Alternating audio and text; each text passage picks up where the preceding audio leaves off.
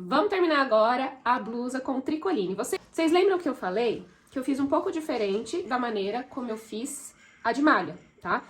Primeiro, eu costurei o revel aqui na parte da blusa, somente até o pique, onde vai iniciar a gola. Então, aqui na parte onde vai a gola, tá tudo aberto. Mas os dois lados do revel eu já coloquei. Então, agora, só falta colocar a gola. Então, dá pra ser feito das duas formas e vocês decidem, né? Faz um dia de um jeito, outro dia do outro. E aí, depois vocês decidem de que maneira ficou mais fácil pra vocês. Afinal, a costureira, todo mundo tem o seu jeitinho na costura, né? Não precisa ser igual. Tem que ser como fica mais prático. Mas de qualquer forma, primeiro eu coloco a gola na parte da blusa, para depois fazer a finalização, né, embutindo essa rebarba da gola dentro do revel e da blusa. Eu acho assim, por partes, mais fácil de sair tudo certinho do que se colocado as 3 partes de uma vez.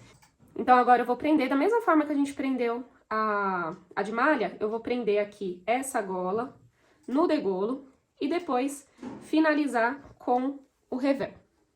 E se você é iniciante, você também consegue fazer esse pijama. Porém, não deixe de colocar bastante alfinete para fixar essa gola lá no degolo. E se for necessário, ainda alinhave. Alinhavar é uma técnica onde a gente usa a agulha de mão para costurar, só que em pontos mais largos do que o da máquina. Então, a gola fica presa, te dando mais segurança na hora de costurar lá na máquina. E se precisar desmanchar, também não é algo difícil, porque os pontos são largos. Hora de dar o pique lá na quina do degolo. E aí eu nem levantei a agulha da máquina, fiz o pique aonde estava para poder dar mais maleabilidade, olha só, na hora que a gente vira o outro pedacinho da gola. Com o pique feito, a gente consegue ajeitar e costurar. E olha só, assim que você terminar, já verifica se não precisa fazer um pique um pouquinho maior, se não deu uma preguinha ali naquele quadradinho, né, no biquinho, porque se deu uma preguinha não tem problema, leve ao ferro e vê se não sai. Olha só, o meu quadradinho aí, o biquinho, ficou bem certinho, mas se tivesse dado uma leve prega, às vezes só com a passada do ferro já some. Agora eu vou fazer o biquinho ali do outro lado. Como que vai ser esse pique? Assim, ó, rumo ao primeiro pontinho, tá vendo? Mas não pode cortar o pontinho. Dessa forma, o tecido ganha um pouco mais de maleabilidade para poder fazer a outra parte. A gente consegue trazer até o bico da gola também. Então, aí a gente recomeça a costura aqui no último pontinho e vem até o pique.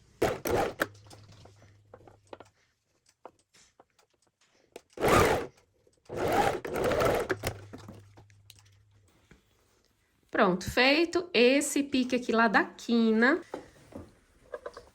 Pronto, a gola foi colocada, tudo certinho, ó, até aqui no biquinho, o outro lado também, na quina, né, bico. Agora, eu vou colocar o revel, né, direito do revel com o direito aqui da gola. E vou passar a costura prendendo ele todinho. Agora fica mais fácil, porque a gola já tá presa na blusa, né? Então, vamos fazer o pique no revel também. Eu posso fazer o pique agora com a agulha vincada ou antes sequer de começar a costurar, você pode fazer um pique na diagonal com pouco menos de 1 centímetro, também dá certo. Vá costurando, mas também se certificando de que não tem excesso de tecido por onde você vai passar a costura. Então, leve todo o excesso para onde você já costurou. Veja que enquanto eu mexo ali embaixo do tecido, eu tô tirando exatamente o excesso de tecido para que não faça pregas, para que eu não costure por cima. E agora é só costurar, sempre alisando a parte de baixo também, para não costurar o que a gente não deve costurar. Afinal, a gente só tem que costurar o revel na parte da gola, gente. Agora é só isso.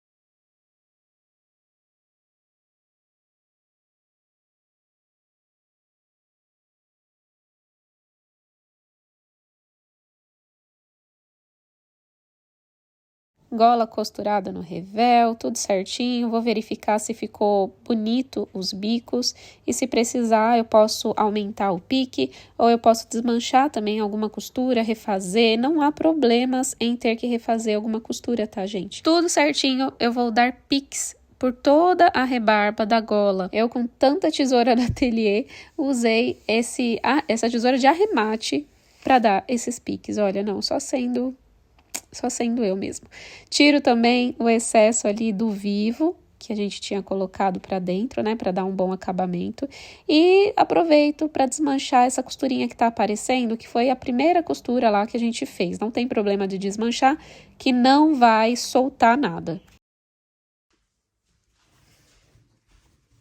E agora chegou a hora de passar. Não se preocupem, gente, se caso você abriu aqui a costura do biquinho e deu uma leve prega, porque se for muito levinho, o ferro disfarça, tá? Ele disfarça, ele conserta, vamos dizer assim. Por isso que o ferro é muito importante na hora da costura. Costurar essa gola num tecido mais durinho, né, que não é a malha, é muito mais fácil, tá, gente? A malha, principalmente a suede, ela é muito molinha.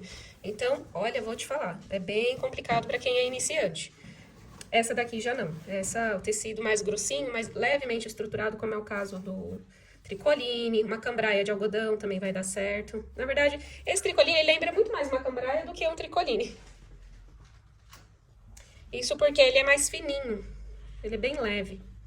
Ó, vou alfinetar, igual eu fiz no de malha, pra fazer a costura aqui, pespontando, vou fazer na costura reta mesmo.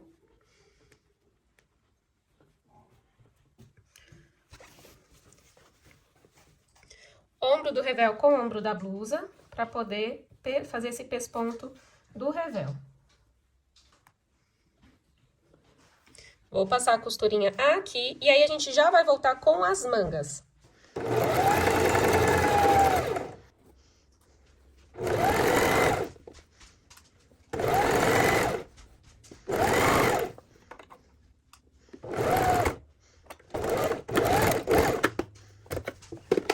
Vou fazer já a barra também, igual a gente fez lá no de malha. Vou dobrar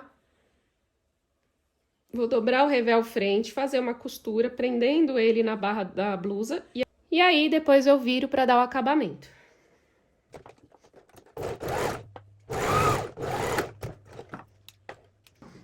Corta a pontinha.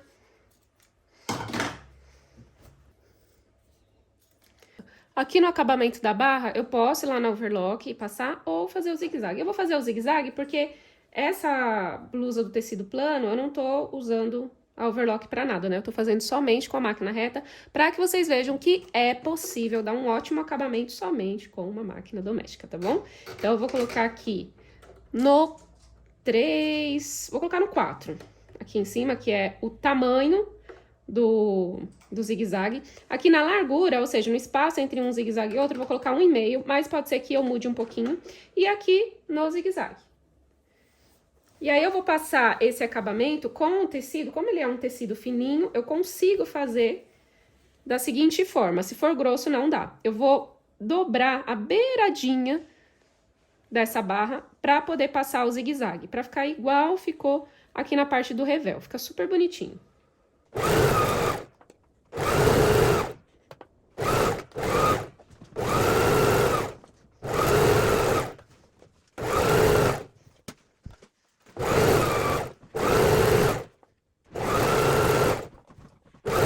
Para dar um bom acabamento, eu ultrapassei um pouquinho a costura em cima do revel, mas bem pouquinho, é só para melhorar mesmo o acabamento, né? Agora eu viro e aí eu faço a costura reta por toda a volta. Melhor se a gente vincar lá no ferro, e é isso que eu vou fazer, já volto. Vinquei no ferro, aí tudo fica muito mais fácil na hora de dar o acabamento. Vou fazer o acabamento pro lado do direito. Como eu tinha feito essa barra com 2 centímetros, né? Na hora que a gente costurou aqui o revel com a barra da blusa. Mas, como eu usei um pouquinho de tecido pra fazer o zigue-zague aqui embutidinho, né? Dobradinho, então não tem mais 2 centímetros, né? Vai ter por volta de um pouquinho mais de 1,5. Então, eu vou fazer agora a reta com 1,5 de largura. E aí, você pode usar um ponto decorativo ou simplesmente o ponto reto. Eu vou usar o ponto reto.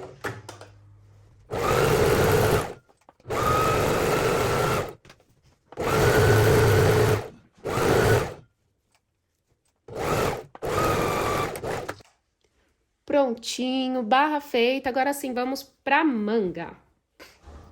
Depois que você identificou a frente e as costas da manga, igual eu mostrei na aula passada, lá com o tecido de malha, vocês podem colocar dessa forma. Olha, eu tô vendo que vai precisar um pouquinho de embebimento para poder encaixar. Mas, verifica se realmente vai precisar. Aqui tá encaixado frente da manga com frente da blusa, lateral, costura da lateral da blusa com a costura da manga. E aí eu vou, olha só, verificando se realmente a manga tá bem certinha ou não. Se não tiver certinha, se a manga tiver um pouquinho maior, não tem problema. Na verdade, é até bom. Aí a gente faz um pouquinho só de embebimento, que dá tudo certo, tá? Então, aqui, ó, vou fazer um pouquinho de embebimento pra encaixar, porque tá sobrando, ó, tá sobrando aqui um pouquinho, cerca de 3 centímetros. Então, eu vou eliminar essa diferença no embebimento. Se você notar que a sua manga também tá maior, não é um defeito, tá? Ela não pode estar, é menor. Aí, você tem que verificar certinho se realmente você cortou contornando a manga, porque ela não pode estar menor do que a cava. Então, o embebimento eu coloco aqui no maior ponto da máquina, deixo aqui na reta, e aí eu vou fazer 2 costuras paralelas aqui em cima, na parte mais alta da montanha ali da manga, sabe? Vou passar aqui bem paralelo, vou mostrar pra vocês. Não muda a visão.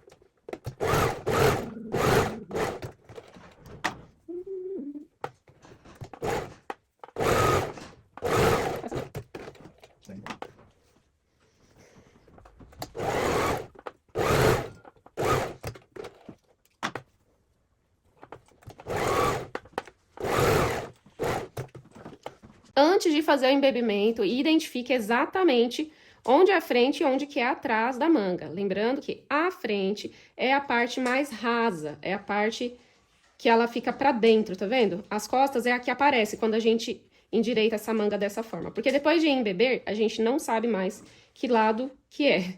E aí, você pode fazer um pique identificando a frente. Então, agora, eu vou puxar as 2 linhas que eu fiz, olha só, paralela uma à outra. Só um pouquinho mesmo. Só pra dar esse leve embebimento e encaixar lá na cava da manga. Isso aqui dá um acabamento muito bonito, tá? Não é um defeito. Mas se a sua deu certinho também na cava, tudo bem. Pode costurar ela. Então, já fiz aqui o pequeno embebimento, vou ver se encaixa. Essa é a frente da manga, então ela tem que estar em contato com a frente da blusa. Se você é iniciante, pode colocar o alfinete por toda a volta da manga e da cava. Olha só, agora sim vai dar certo. Só de colocar a manga aqui dentro da cava, eu já sei que agora deu certinho, não vai sobrar e nem faltar para essa cava.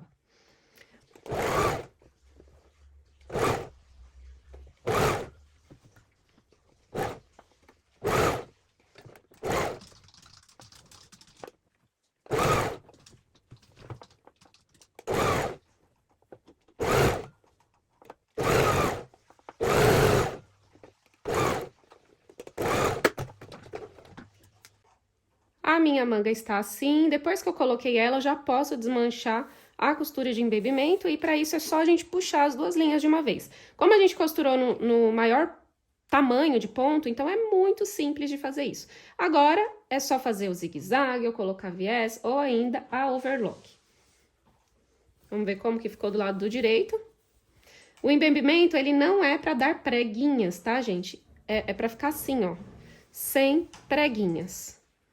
Vou colocar outra manga da mesma forma e volto para mostrar a peça quase pronta. Porque aí, a gente pode fazer aqui na hora do botão com caseado, mas assim como na malha, foi tão prático colocar o botão de pressão, que eu acho que eu vou colocar botão de pressão aqui também. Coloquei botão de pressão tic-tac no meu pijama e vou te ensinar a colocar também. Antes de colocar o botão, a gente precisa fazer as marcações de onde ele vai ficar. Fiz as marcações de 8 em 8 centímetros e com a ajuda de um furador que vem junto com o kit de botões que eu comprei, eu vou marcar furando o tecido onde a gente vai colocar o botão. Os botões são formados por 4 partes. Os acabamentos e o fecho macho e fêmea. Do lado direito do transpasse, eu vou colocar o acabamento de coração e do lado do avesso, eu vou encaixar com a parte macho. Aperta um pouquinho para que ele não saia do lugar. E agora eu vou preparar o alicate com a matriz de número 5 que veio dentro do kit. Vou rosquear na parte de cima do alicate. E aí é só encaixar a parte do acabamento na base do alicate, deixar bem certinho em volta dele e a matriz bem encaixadinha no fecho. Agora, quando a gente aperta, o pino do botão amassa, e é o que segura esse fecho. Agora, do outro lado, a gente vai colocar o acabamento no avesso da peça. Coloco sobre o pino a outra parte do fecho, que no caso é o lado fêmea. Vejo se está realmente bem encaixadinho no alicate e faço da mesma forma. Pressiono para ficar bem fixado esse botãozinho. E você... Meninas, tô eu aqui já com meu pijama maravilhoso. Olha essa gola, olha essa gola. Escolhi um tecido liso e vou acabar apagando a minha língua. Eu falei pra vocês que eu não recomendo cetim. Não é cetim, mas é um cetim com toque de seda. Então é diferente sim do cetim, tá? Ele é bem mais resistente, mais tranquilo de costurar. E vai ficar lindo, né, gente? Vai ficar muito lindo. Quando eu falo não recomendo, é pra você que é iniciante, nunca costurou, porque é um tecido muito molinho, tá? Agora, esse aqui que eu tô usando, gente, o tricoline, uma flanela, uma cambraia, pode comprar e cortar esse pijama que vai ser muito gostoso de costurar, realmente vai ser terapêutico. Além disso, é muito mais resistente do que o cetim, né? O cetim, a agulha precisa ser uma agulha fina, de preferência 9, no máximo 11. Então eu vou cortar, vou colocar o vivo, na verdade eu não vou colocar vivo, vou fazer um pouco diferente. Vou colocar cianinha. Da mesma forma que eu coloquei o vivo, eu vou pôr a cianinha. Na verdade, ela vai ficar, ela é uma ondinha, né? Eu vou deixar metade aparecendo, metade da ondinha fica pra dentro, embutido. Então vai ficar um pouco diferente, mas vai ficar bem bonitinho também. Eu vou fazer aqui uma montagem pra dar tudo certo, tá?